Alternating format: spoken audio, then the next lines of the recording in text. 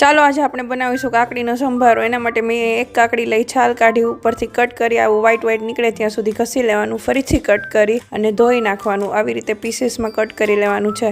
હવે એક પેનમાં 1 ચમચો જેટલો તેલ, રાઈ, હિંગ, ઉપરથી કટ કરેલી કાકડી ઉમેરી બરાબર મિક્સ કરી અને થોડી વાર માટે એને ઢાંકીને બફાવા દેવાનું છે। 2 મિનિટ પછી ખોલી ઉપરથી ટેસ્ટ પ્રમાણે મીઠું, હળદર અને મિક્સ કરી ઉપરથી લાલ મરચું પાવડર અને ચણાનો લોટ અડધી વાટકી જેટલો ઉમેરી આવી રીતે આપણું મિક્સર રેડી થઈ જશે। ઉપરથી લીંબુ નાખીને આપણો સંભારો રેડી છે। એન્જોય। આવજો।